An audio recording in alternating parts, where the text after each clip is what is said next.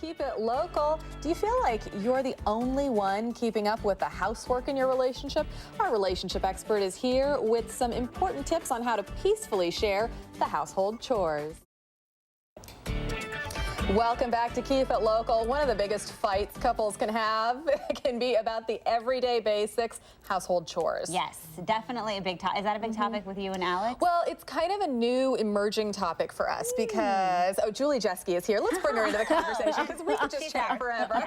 She's our relationship expert, and it's good to have you here because, you know, your advice is always invaluable. Totally Did she deflect that a little bit? Yeah. No, I was just having you join us. So for me, we don't fight as much about the chores yet because we've never lived together and we're just getting into a house. So we're at the point where we're trying to figure out who's going to do what. I mean, the other day I actually asked him, so there's a lot of trash accumulating, right? And I'm like, how do you feel about the traditional roles of like, you take out the trash and maybe I do the dishes? Like, do you want to be asked to take out the trash? Do you want to be told to take out the trash? Do you want to just take out the trash? Do you not want to take out the trash? Not so great, right? Like what? I mean, maybe you don't. Maybe you're like, I hate trash, and you're going to do something else. This is the thing I don't want to do. Right. So, but we're having to navigate these for the first time. And that is so great that you are taking the time to navigate these things, right? Rather than just going into assumptions like he's going to do this and I'm going to do this, and then if he's not doing that thing, you assume you are going to be upset about that, right? And that's when problems can happen. And so you put this on your Facebook and your Twitter, you were telling me, and you got like a firestorm. People went crazy. Yes, this is a huge hot button topic for people.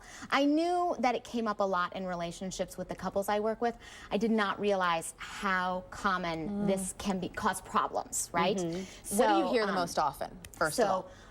I don't like to make gender stereotypes, but I hear from a lot of women that keeping a clean household is more important to them than it is to their male counterparts, and that can cause problems. And then instead of asking for help, that they will fume, that they're, are you smiling a little bit? No, they'll grit their teeth and just do it. And do it, and do it, and then be mad the entire time, right? Rather than asking for help. And remember, we talked about asking for help just last week. And so using those skills we talked about can make a huge difference. It can be hard, but asking for help and the frustration that causes is a lot easier to manage than the frustration of gritting your teeth and resenting your partner for not helping out. You were telling me that a lot of people had different ideas of what constituted a chore, whether that be like holiday spending, paying bills. This was a great comment I got from someone who said that in their relationship, one partner was like, I do everything, and it was about cleaning. I do all the cleaning, you don't do anything, you're not helping.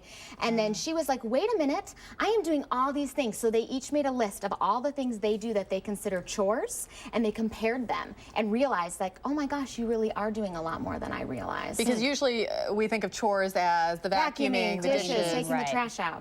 But there's paying bills, there's buying gifts for special occasions, there's taking care of the kids, carting people around, running errands, dry cleaning, banking. All of those things can be considered household chores. All right, so your advice generally is talk, talk, talk. Talk, talk, Do you have a creative way for people to talk? So we could do like, when you're asking for help, you could do a chore calendar, or you could do a chore day together. Is this like a calendar where they get a piece of candy for every... You could do that. If your partner loves candy, that might motivate me a little bit, right?